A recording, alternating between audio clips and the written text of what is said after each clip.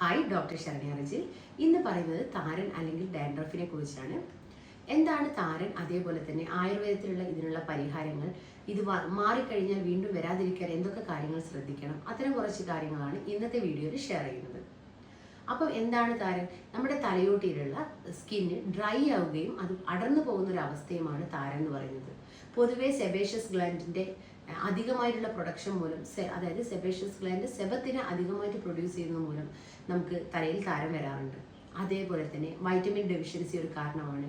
നമ്മൾ പ്രത്യേകിച്ചും vitamin B2, B3, B6, B7, അതേപോലെ ഫോളിക് ആസിഡ്, ഇതിൻ്റെ എല്ലാം കുറവ് മൂലം ഇമ്മ്യൂൺ സിസ്റ്റം ബ്രേക്ക് ആവുകയും അതുപോലെ തന്നെ നമ്മുടെ സ്കിൻ ബാരിയർ ഫങ്ഷൻ ചെയ്യാതിരിക്കുകയും ചെയ്യും. ആ സമയങ്ങളിൽ നമുക്ക് താരൻ വരാറുണ്ട്. അതേപോലെയാണ് ഹോർമോണൽ ഇംബാലൻസ് ഒരു കാരണമാണ്.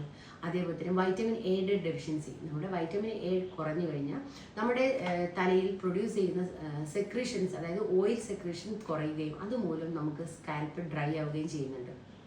അതേപോലെ തന്നെയാണ് ഹോർമോണൽ ഇംബാലൻസ് ഞാൻ പറഞ്ഞു. ഇത്തരം കുറച്ച് കാര്യങ്ങളാണ് നമുക്ക് താരൻ വരാനുണ്ടാകുന്ന റീസൺസ്. ഇനി നമുക്ക് ആയുർവേദത്തിൽ ഇതെന്തൊക്കെ കാര്യങ്ങൾ ചെയ്യാമെന്ന് നോക്കാം. ആയുർവേദത്തിൽ മൊത്തത്തിൽ പിത്താധിക്യമുള്ള ഒരു കാര്യമായിട്ടാണ് താരനെ കാണുന്നത്. അതായത് നമ്മുടെ ശരീരം ഉണ്ടാക്കിയിരിക്കുന്നത് അവാത പിത്ത കഫ ദോഷങ്ങളെ കൊണ്ടാണെന്ന് ഞാൻ പറഞ്ഞു. ഇതിൽ പിത്തം എന്ന് പറയുന്ന ദോഷത്തിന്റെ ആധിക്യം മൂലമാണ് താരൻ വരുന്നത്. അതുകൊണ്ട് തന്നെ വിരേചനം നല്ലൊരു ട്രീറ്റ്മെന്റ് ആണ്. അതേപോലെ തന്നെ നമുക്ക് അപ്ലൈ ചെയ്യാൻ പറ്റുന്ന ഓയിലിനെ കുറിച്ച് പറയാം. അതിൽ അയ്യപ്പാല കേരതൈലം, കോട്ടക്കൽ ആര്യവൈദ്യശാലയുടെ അയ്യപ്പാല കേരതൈലം ഏറ്റവും ബെസ്റ്റ് ആയിട്ടുള്ള ഒരു ഓപ്ഷൻ തന്നെയാണ്. ഇത് നിങ്ങൾക്ക് ഒന്നുകിൽ ഈ അയ്യപ്പാല കേരതൈലം മാത്രമായിട്ടും ഉപയോഗിക്കാം, അല്ലെങ്കിൽ നിങ്ങൾ ഏത് ഓയിലാണോ യൂസ് ചെയ്യുന്നത് അതിനോടൊപ്പം മിക്സ് ചെയ്തുകൊണ്ട് നിങ്ങൾക്ക് ഉപയോഗിക്കാം. ഇത് ഉപയോഗിക്കുന്ന സമയത്ത് തീർച്ചയായും നിങ്ങൾ ഡബിൾ ബോയിൽ ചെയ്യണം. എന്താണ് ഡബിൾ ബോയിലിംഗ്? ഒന്നുകിൽ ഓയിൽ നിങ്ങളൊരു ചൂടുവെള്ളത്തിൻ്റെ മുകളിൽ ഒരു പാത്രം വെച്ച് അതിലേക്ക് ഓയിൽ ഒഴിച്ചു കൊടുത്ത് അതൊന്ന് ചൂടാക്കി ഇളം ചൂടോടുകൂടി തന്നെ സ്കാൽപ്പിൽ നന്നായി അപ്ലൈ ചെയ്ത് കൊടുക്കാം. അല്ലെങ്കിൽ നിങ്ങൾക്ക് സൺലൈറ്റിൽ വെച്ചിട്ടും നമുക്ക് ചൂടാക്കി എടുക്കാം. ഇത് സ്കാൽപ്പിൽ നന്നായി അപ്ലൈ ചെയ്ത് ഒരു 5 മിനിറ്റ് നല്ല രീതിയിൽ മസാജ് ചെയ്തതിന് ശേഷം ഒരു 30 മിനിറ്റോ അല്ലെങ്കിൽ 45 മിനിറ്റോ വെച്ചതിന് ശേഷം മൈൽഡ് ഷാമ്പു ഉപയോഗിച്ച് കഴുകി കളയണം. ഷാമ്പു ഉപയോഗിച്ച് കഴുകി കളഞ്ഞില്ലെങ്കിൽ നിങ്ങളുടെ ആ ഓയിലിൽ പൊടിപടലങ്ങളും ചളിയും ഒക്കെ അഴുക്കുകളൊക്കെ അടിഞ്ഞുകൂടി അവിടെ ഇൻഫെക്ഷൻ വരികയും അതുമൂലം താരം വരാനും അതുമൂലം ഹെയർ ഫോൾ വരാനുമുള്ള ചാൻസ് ഉണ്ട്. അപ്പം നിങ്ങൾ തീർച്ചയായിട്ടും ആയുർവേദത്തിൽ ഒരുപാട് വീര്യം കുറഞ്ഞ ഷാമ്പുകൾ ലഭ്യമാണ്. അത് വാങ്ങിയിട്ട് നിങ്ങൾ നല്ല രീതിയിൽ സ്കാൽപ്പ് ക്ലീൻ ചെയ്യണം. ഇത് നിങ്ങൾക്ക് ആഴ്ചയിൽ 3 തവണ ചെയ്യണം. ഇതേപോലെയുള്ള വേറൊരു തൈലം വെളിച്ചെണ്ണയാണ് ദുർദുരിത പത്രാദി കേരതൈലം. ഇതും നമുക്ക് തലയിൽ അപ്ലൈ ചെയ്യാം.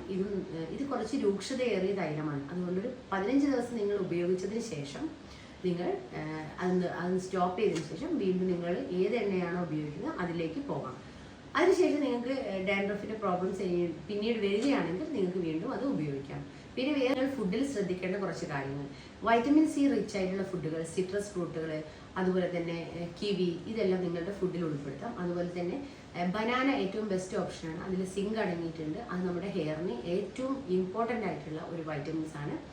അതേപോലെ തന്നെ പ്രോട്ടീൻ റിച്ച് ആയിട്ടുള്ള ഫുഡ് കഴിക്കാൻ ശ്രദ്ധിക്കുക. അപ്പോൾ ഹെയർ ഫോൾ ഒരു പരിധിവരെ കുറയ്ക്കാൻ പറ്റും. അതേപോലെ തന്നെ റീഗ്രോത്തിനും ഹെൽപ്പ് ചെയ്യും. അതേപോലെ തന്നെ ധാരാളം വെള്ളം കുടിക്കാൻ ശ്രദ്ധിക്കുക. അതുപോലെ ഫൈബർ റിച്ച് ആയിട്ടുള്ള ഫുഡുകൾ കഴിക്കാൻ ശ്രദ്ധിക്കുക. ആൻറ്റി ഓക്സിഡൻസ് അടങ്ങിയിട്ടുള്ള ഫുഡുകൾ കഴിക്കാൻ ശ്രദ്ധിക്കുക. നട്ട്സ്, സീഡ്സുകൾ, ഇതെല്ലാം നിങ്ങളുടെ നിത്യജീവിതത്തിൽ ഉൾപ്പെടുത്താൻ ശ്രദ്ധിക്കുക.